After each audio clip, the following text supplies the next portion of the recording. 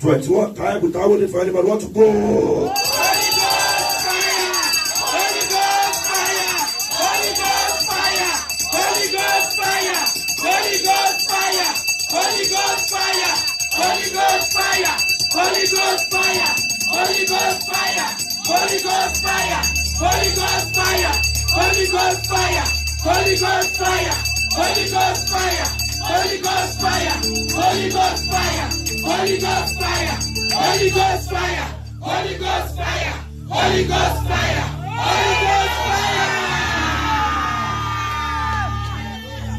Kapabosotoya leader Rubia Kaida Hui Sidalia Ralia Katayo Polia. I call for that fire to anyone who can swallow that big amen. Let the fire begin to flow in your life. It can be better than that. Let the fire begin to flow in your house. Let the fire begin to flow in your life. There is what we call transfer of fire. When the fire is burning, it can reflect anything. Yes. So wherever you are standing, you have to reflect somebody by your side. That person must know that you carry something. Your fire, when fire meets fire,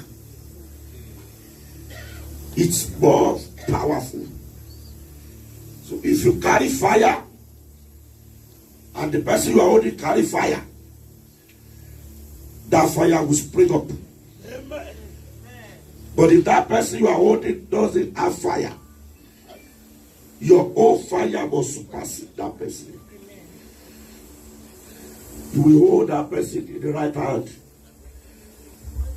Lift the hands up. Yes. Lift the hands up. Agbára ju agbára lọ. Yes. Yes. Ẹni tó bá ní agbára kó fi agbára gbà. Kashere mokose. The Kobia, Ida Rubia Kandaya. Lift the hands up.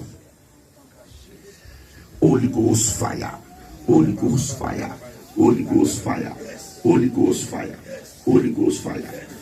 For the next 21 time again. 1, 2, 3, go.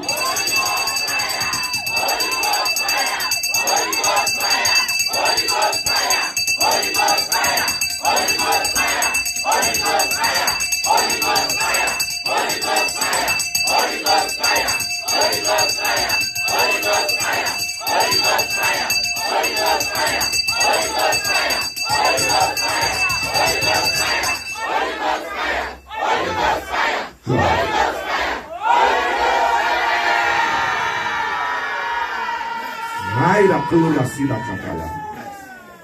Yedarubia Sidalia. Ibola retí Ọlọ́run wa. Lórúkọ rẹ̀ la dàpọ̀ bàbá. A fẹ́ rí ọ láàrin àwa. Gẹ́gẹ́ bí ọ̀rọ̀ rẹ̀. Jésù ìwọ là ń wò. Àtìlérí rẹ̀ mú. Pé wọ́n ló wà láàrin àwa.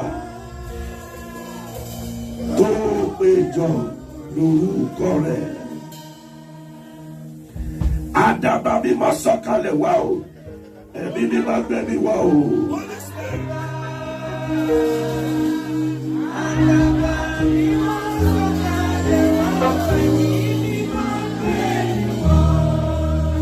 Àdàbà mímọ́ sọ̀kalẹ̀. Agbára ẹ̀mí mímọ́ gbẹ̀mí wá o.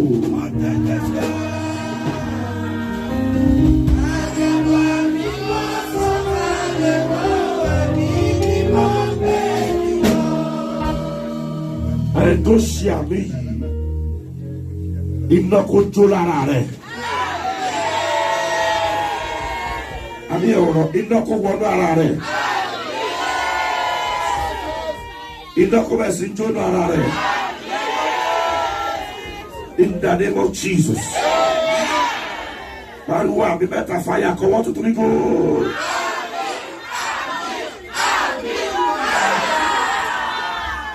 Amen. Jókòó ìṣẹ́jú márùn-ún.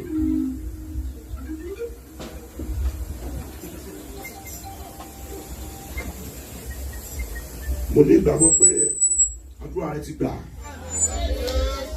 Àbí tí ẹ ò ti gbà. Wọ́n lọ ọba kejì yẹn, ọba àkọ́kọ́. Ìṣẹ́jú márùn-ún náà nítorí àríkọjá àkókò. Ẹ̀mọ́ ti parí iṣẹ́. 1 Kings chapter 18. The very key verse that we're using. Verse 38. Verse 38. Is there a good reader? Then the fire of the Lord fell Yes. and consumed the burnt sacrifice Yes. and the wood At the and wood. the stone and the dust and licked up the water that was in the trench. Thank you very much. Let's consider, let fire fall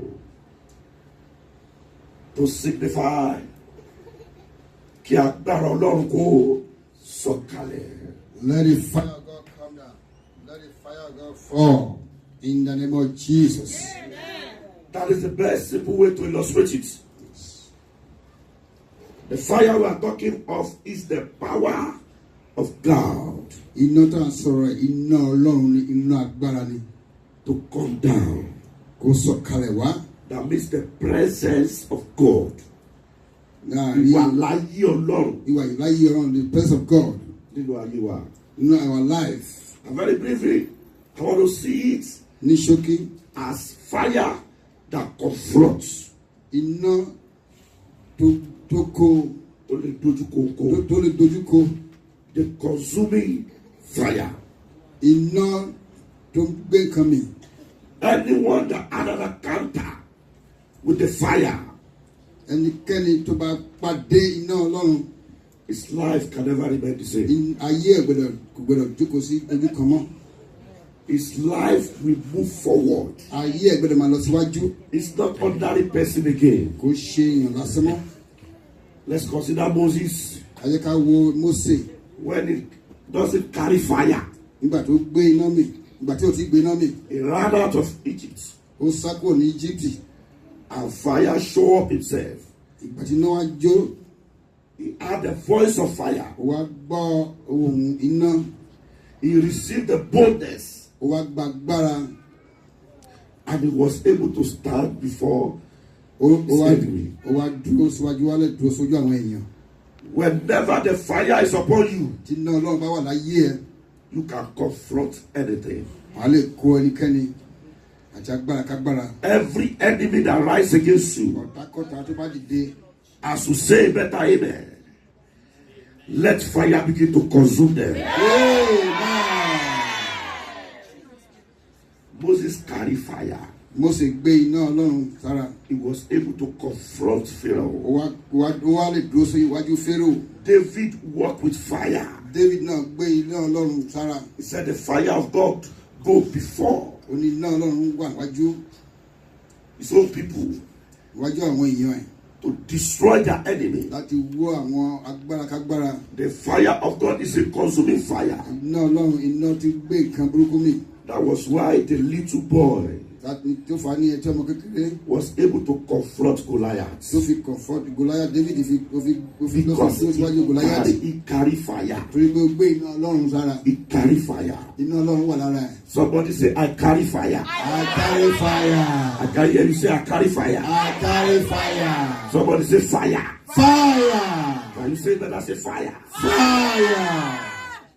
When the disciples Nígbà táwọn ọmọ àtìlẹ́yìn Jésù have not had an encounter with the fire, tí wọn ò tí ì rí ẹ̀mí mímọ́ Ọlọ́run, they begin to run. wọ́n sá fún àwọn ọ̀tá. But in that book of Acts of Apostles, Nínú ìwé Apostoli, the Bible says, Bíbélì sọ pé and the fire of the Lord iná Ọlọ́run come down from above tó wá láti òkè wá When the fire comes, Tí fire iná yẹn wá fi wá, it gave them boldness. ó wá fún wọn ní agbára. They were able to stand Wọ́n á lè dúró sójú agbo. and they were able to confront. Wọ́n dẹ̀ wá kọ́ sọ̀rọ̀ lójú àwọn ọ̀tá wọn. If you are a Christian that doesn't carry fire, Tó bá jẹ́ Kìrìsìtẹ́nì tí ò ní ilẹ̀ agbára Ọlọ́run tó ti iná Ọlọ́run ò tí wà the lára enemy rẹ̀. will waste you. Àwọn agbára òkùnkùn wọ́n á lè The important of this program Torí ẹ̀ náà la fi gbé ẹ̀sìn jáde. is that the fire of God Kí iná Ọlọ́run to come into your life. kó lè wá sínú ayé wa.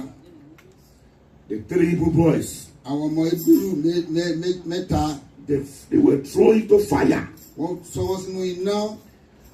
but they forgot Wọ́n gbàgbé that they are serving the God, pé Ọlọ́run tí wọ́n sì ojú gbogbo ayé lọ. consuming fire, Ọlọ́run tí wọ́n sì Ọlọ́run agbára iná the ni. fire that passed fire. Iná tó ju iná lọ.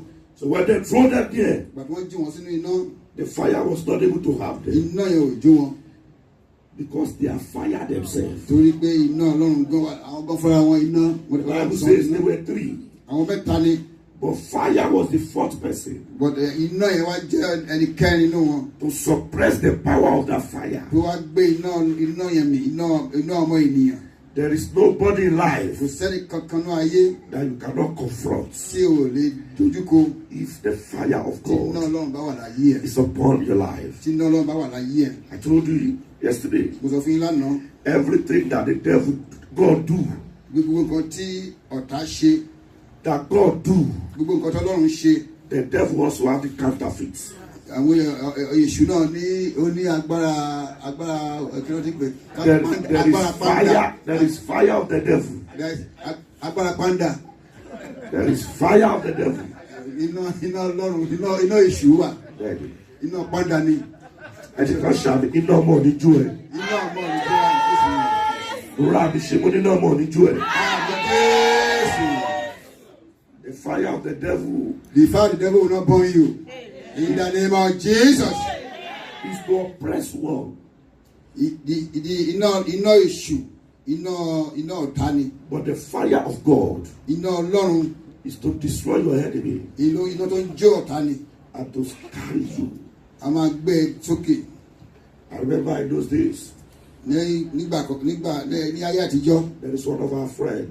ọ̀rẹ́ mi kan, He's a very strong man. ẹni alágbára ni. If they shoot him gun, he doesn't go. Tẹ́ bá yìn níbọn kò kì í bà á.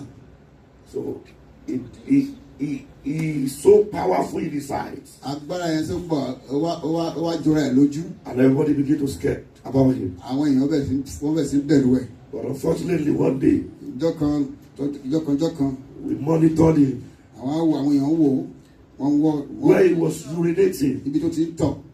After he finished urinating, Bó ṣe tọ̀ tán báyìí, we went there àwọn èèyàn àwọn ọ̀rẹ́ wọ́n lọ síbẹ̀. and they packed the sand, Wọ́n kó ilẹ̀ tó tọ̀ sí yẹn, wọ́n kó papọ̀. and they went to go and use it for another Wọ́n power. lọ lò fún agbára mi. So he thought it's like before. Ó wá rò pé bí tẹ́tẹ́rẹ̀ ni, When they shoot him the gun, bí tó bá yìn òun níbọn pé ìbọn rẹ̀ ní dún.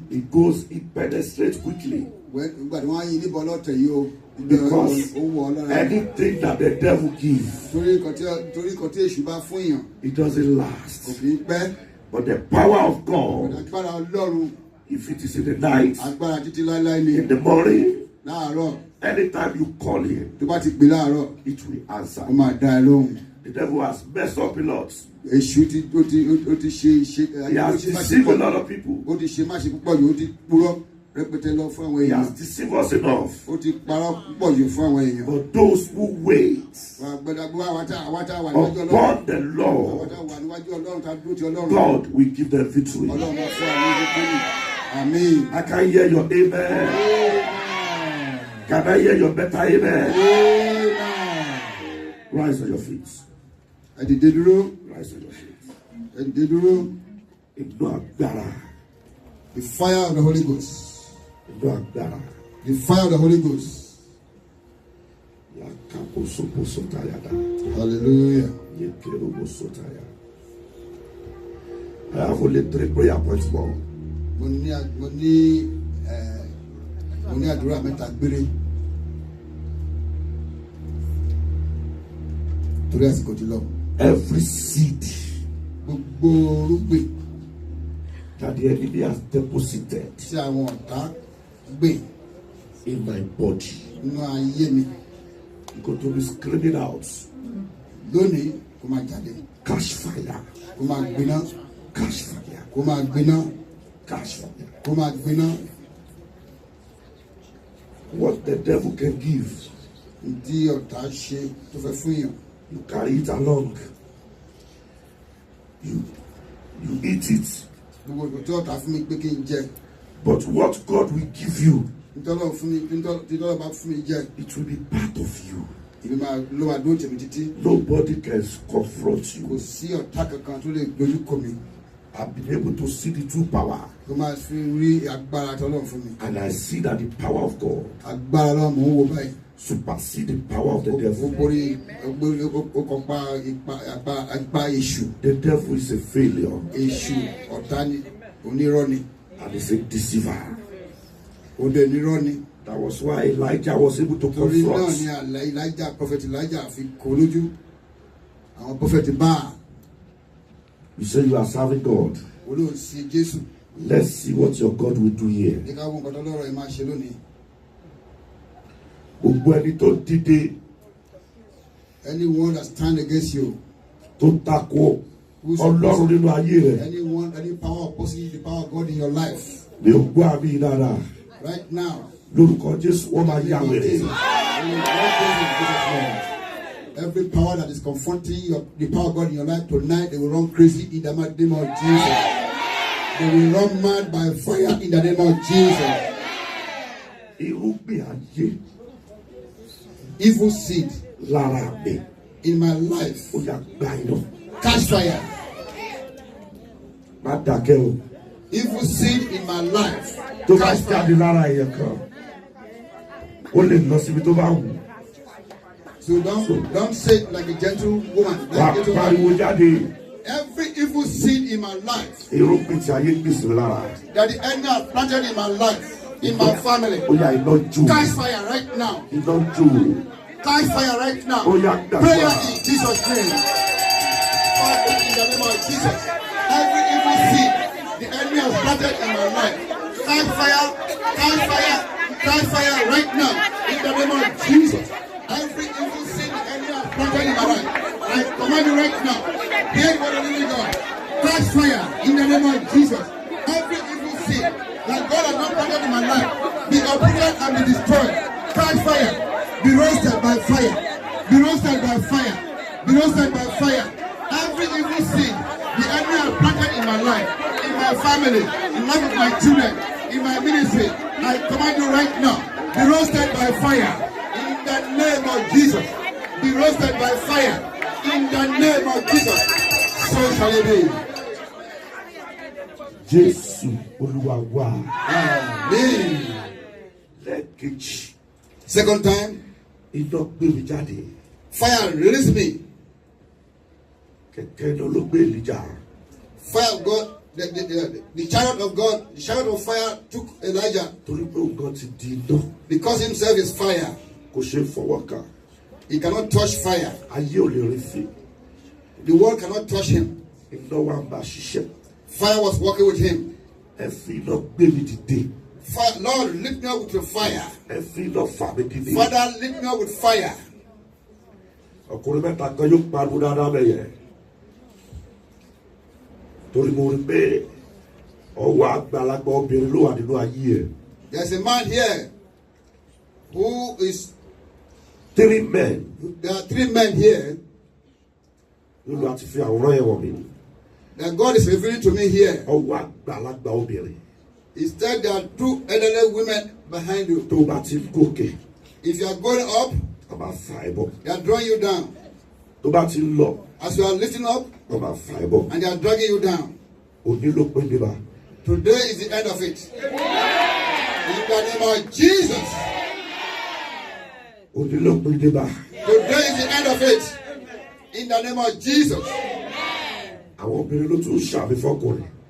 Oh, the women are saying amen while the men are keeping quiet. And this prayer is supposed to be for men. Ọwọ́ àjèjì obìnrin lára rẹ̀ kó bẹ̀. Every strange woman in your life, catch fire in Jesus' name. Every hand of strange woman in your life catch fire in the mighty name of Jesus. If your way not family today. Lord, lift me up with the hand of fire. If your way not baby today. Lord, lift me up with the hand of fire. Pray that prayer very well. Lord, lift me up with your hand of fire. Oh, yeah, pray in Jesus' name. Father, in the name of Jesus. Oh Lord, lift me up with your hand of fire. Lift me up, oh Lord, with the hand of fire. In the name of Jesus. Lift me up, oh Lord, with your hand of fire. Lift me up with your hand of fire. In the name of Jesus. Father Jehovah, God of Abraham, God of Isaac, God of Jacob, God of Elijah. Lift me up, oh Lord, with your hand of fire. In the name of Jesus. That God has lifted up Prophet Elijah with fire of fire. Lift me up now with your fire. Lift me up now with the hand of fire. In the name of Jesus. Father, lift me up with the hand of fire. You lifted Prophet Elijah up with your chariot of fire. Lift me up now with your hand of fire. In the name of Jesus. Father, lift me up right now with your hand of fire. In the name of Jesus. Lift my family up with your hand of fire. In the name of Jesus. Thank you, Father. Jesus. In Jesus Christ's mighty name. Amen. Last prayer. And we are going to work on this salt. Let somebody open the. No, not you. Let somebody open the salt. So what do I look? They are supposed to be in nylon, all right? Back in Kawadwe.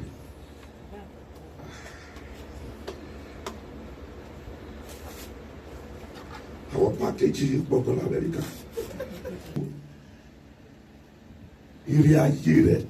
All the goodness of your life that the enemy has locked up. As this salt is broken from the box, Lord will release you in Jesus' name. The Lord release you from that box in the mighty name of Jesus. We are going to pray that prayer before we start this business of salt.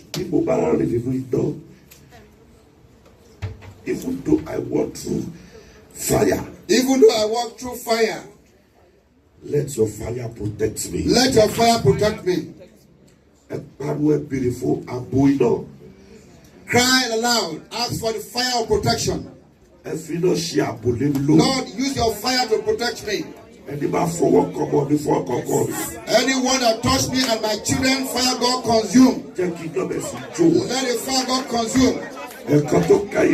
As much as surround Jerusalem, surround me with your fire. Cry, shout loud. In the name of Jesus. Father, use fire. Give me fire of protection. Give me fire of protection. Let your fire of protection surround me. Let your fire of protection surround me. In the name of Jesus. Oh God of my Father, let your fire of protection be around me. Let your fire of protection surround me. Let your fire of protection surround me. In the name of Jesus. Let the fire of protection, the fire of God, surround me, O Lord, with your fire of protection. In the name of Jesus. Fire of protection. Surround me and my family. Surround me and my children. Surround me and my household. In the name of Jesus. Fire of God surround me. Fire of God surround me. Fire of God surround me. In the name of God. Surround my family. Surround my home. Surround my children. Surround my property. Fire of protection. Be upon me. Be upon my family. Be upon this church. In the name of Jesus. Fire of protection. Be upon this church. In the name of Jesus. Fire of protection. Surround us, O Lord. Surround us, O Lord. In the name of Jesus. Thank you, Father. In Jesus Christ's mighty name, we have prayed.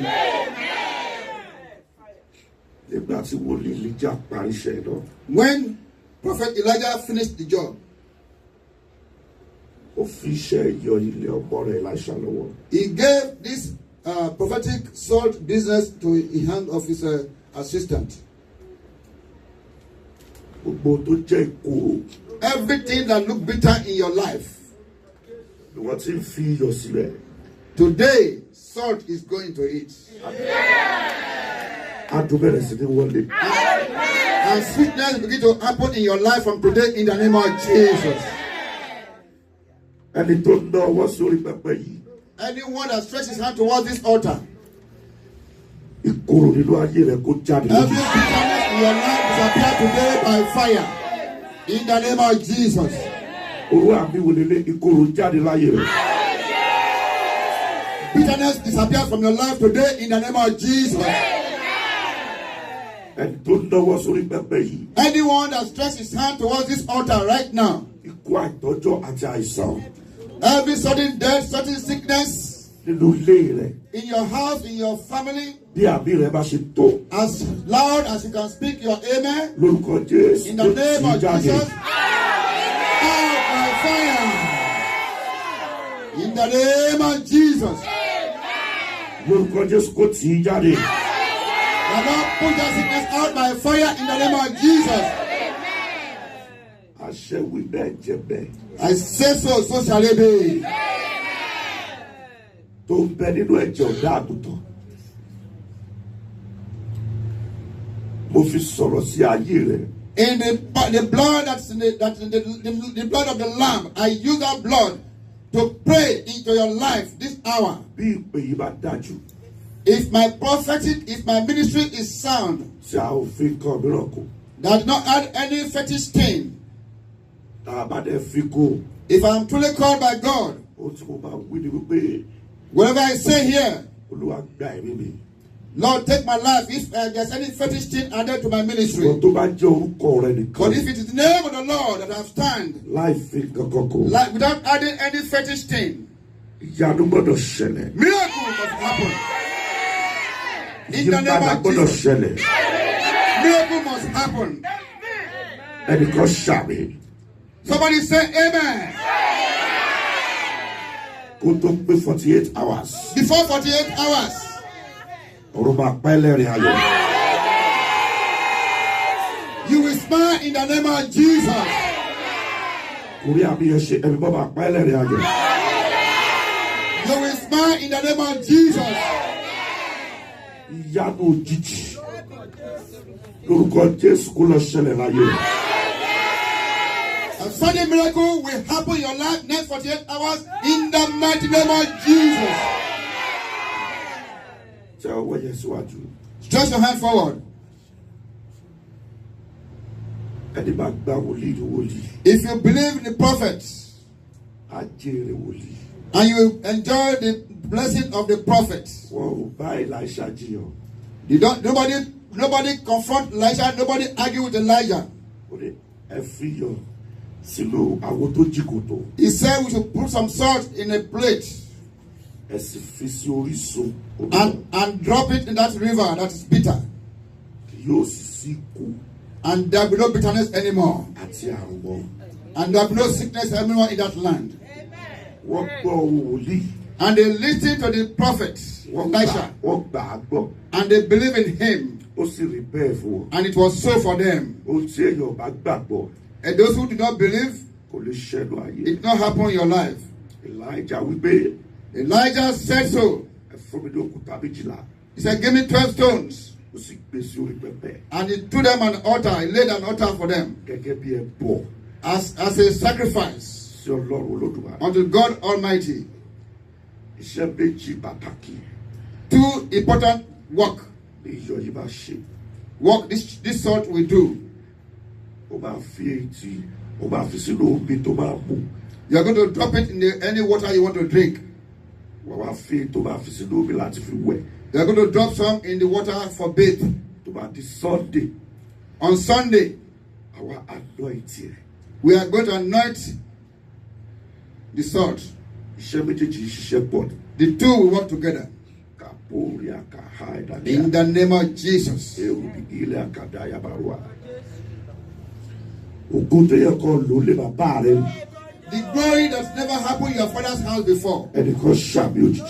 If you say sudden hallelujah, Kó lọ ṣẹlẹ̀ nínú ayé rẹ̀. happy your life in Jesus' name. Amen. Kó ṣàmì yẹn dáadáa kó lọ ṣẹlẹ̀ nínú ayé rẹ̀. That sudden miracle that has happened in your father's house before, tonight as I decree, let it begin to happen now in the name of Jesus. Yàkàpọ̀ robo ṣèkìtì yá. Ẹgbọ́n mi gbogbo ènìyàn. Listen, everybody. Iṣẹ́ ẹbọ tí bàbá mi ní ká ṣe lé lórí rẹ̀. The sacrifice that God asked me to do. Èèyàn mẹ́wàá péré dẹ̀. 10 people. Èèyàn mẹ́wàá. 10 people. Ó kékeré dẹ̀.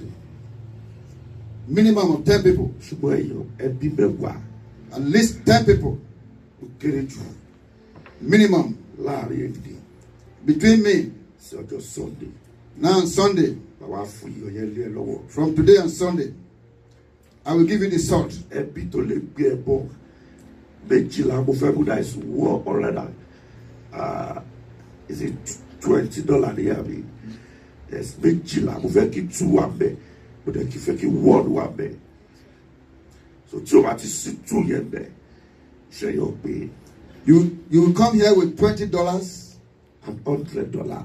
and $100. So 1 and 20. 1 and 20. 120. Ẹbí mẹ́wàá. Ẹbí mẹ́wàá. 10. Ó kéré jù. 10 people minimum. Láàrin èdè. Today Sí ọjọ́ Sunday. and Sunday. Today and Sunday. Méjì ló dé ọ. I will not wait for you. Tó bá wà bẹ́ẹ̀ sáré jáde. If you have it, come forward. Tí o bá ti sí bẹ́ẹ̀ wà níbi tó wà kó sí problem. If you don't have it now, no problem. Ẹni tó bá gbà wòlíì ni wòlíì. Wọ́n wáyà papọ̀. Close your eyes together. Close your eyes together. Aṣẹ́wọ̀n lọ́wọ́ yìí. Ó kó yẹn kan o. I decree upon these hands. One more person. One more person. Ìkorò tí ayé pè sínú ayé ọmọ rẹ̀. Every bitterness that God has put into your life, in the life of your children, Pẹ́pẹ́ yìí kó gbèrè. let this altar swallow it up. In the name of Jesus. Pẹ́pẹ́ yìí kó gbèrè. Let this altar swallow it up in the mighty name of Jesus. Ibi tí ayé dúró dé ọ sí. Wherever the enemy are waiting for you, Agbára jíǹde kó mú ẹ kọjá rẹ̀. the power of restoration will lift you above it in the name of Jesus. Aṣẹ́wọ̀n ayé rẹ̀. Authority enter into your life from today. O tó pa ẹ́ lẹ́kọ̀ọ́ kó bẹ̀rẹ̀ sí pa ẹ́ láyọ̀. Whatever has been making you to cry today, you shall begin to rejoice and shout Bí o bí hallelujah. àwọn ẹlẹ́yẹ láyé rẹ̀ lórúkọ Jésù ọ̀run fà á tù. The power of the darkness in your life, the power of God will destroy it right now in the name of Jesus. Ọ̀nà ẹ̀ máa là. Your road will be open. Will you be confident for me to put the salt in your hand or you have where you want to put it? Ṣé ẹ níbi tẹ́fẹ́ gbà sí? Yes, yes, but Tẹ́lọ̀ dá sí mi. Ọ̀hún ẹ̀yẹ. somebody is saying amen there. Ohun tí ayé gbà lọ́wọ́ rẹ̀, Everything that the enemy has taken away from you, ẹ̀mí mọ́ dá padà fún ọ. the Holy Spirit return back to you by fire. In the name of Jesus.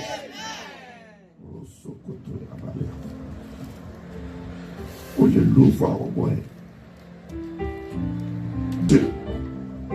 Àwọn lè kọ́ṣẹ́ kíkọ́. Write whatever you want to write now. You want to give cash or you want to write check, give it now. Àwọn tó kù dà sọ wájú. Those who are the rest of you come forward. Hold on. Those of you who are in the front, come forward, come forward. Ẹgbẹ́ òun With ni your wá. bag, with your bag. Gbogbo ẹni tó ṣàmì lórí ìdúró. Hear the word of the living God. Every one of you that says amen while you are standing. Ilẹ̀kùn tó ti wà wá ṣáájú. Every door that has been shut against you today, I command them open by fire in the name of Jesus. Kàpọ̀ sótò yá. Bóyá àfún ẹ lágbára láti lè ṣe ọ̀dúrẹ́dì. Bí mo ṣe fún àwọn èèyàn níyọ̀ yìí, fámìlì ẹ̀ náà lè ṣe 50. Tètè jáde o. Ẹbọ tí èèyàn bá gbé, ó máa jẹ́ kí àdúrà yára gbà. Every prayer, every sacrifice you make is like you are accelerating your blessing. Ọlọ́run á máa gba ẹbọ. The Lord takes sacrifice. Eléyìí kì í ṣe fundraising. God takes sacrifice. This is not fundraising. Ẹbọ líle yìí. It's a seed of sacrifice. Àpẹẹrẹ ohun tí Elijah ṣe. It's a sign, a token of sacrifice.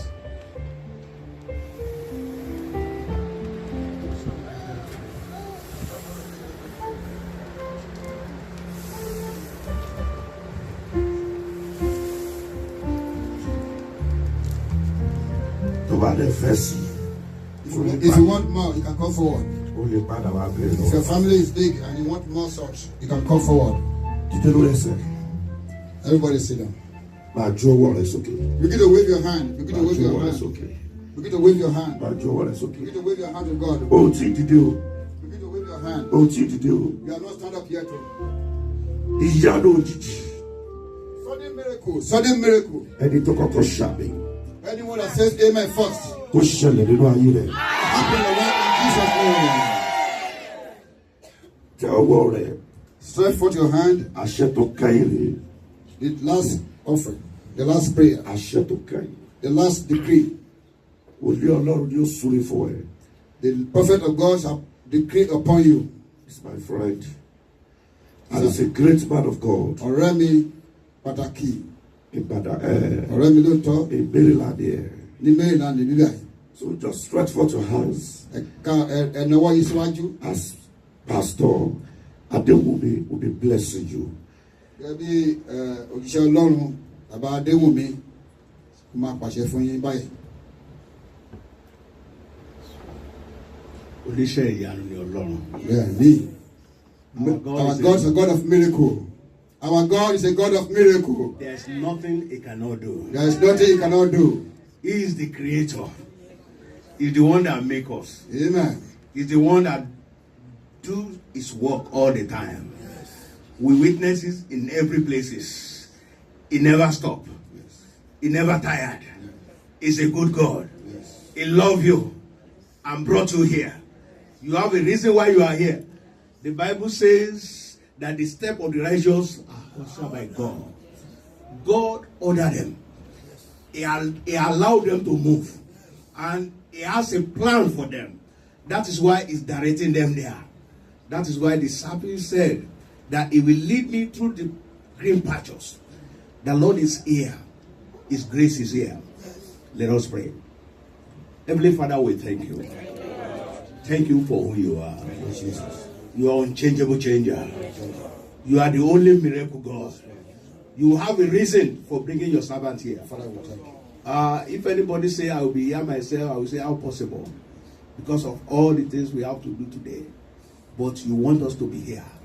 Father, we know you have brought us here, and it must not go in vain, because you are God. Yes. Because you have a reason Yes. for bringing us here. Yes, Lord. Father, I declare in your name, oh God, that everyone that are under my voice right now, that are here, I've been praying, I've been laboring, I've been looking at your face, I've been thinking about you, and thinking about their life too. And that is why they are here. Father, I pray, we want you to show forth. Your servant have prayed for us. He has opened the gate of heaven. Now I decree, in the name of Jesus, the grace of God upon your life, the power of God upon your life, miracle of God upon your life. Amen. God of fire, we show you now. Amen. In the name of Jesus. Amen. Every doors that are closed, every doors that is supposed to celebrate you, and they're supposed to see the grace of God upon your life, but the doors are closed, I command them to open. In the name of Jesus. Amen. Right now, things that has not been happening before, because God is a God of new beginning. Father, I say it's beginning to open now in the name of Jesus. Amen. Since this prayer have started, many of us have taken time of work. Many of us, things that we're supposed to do,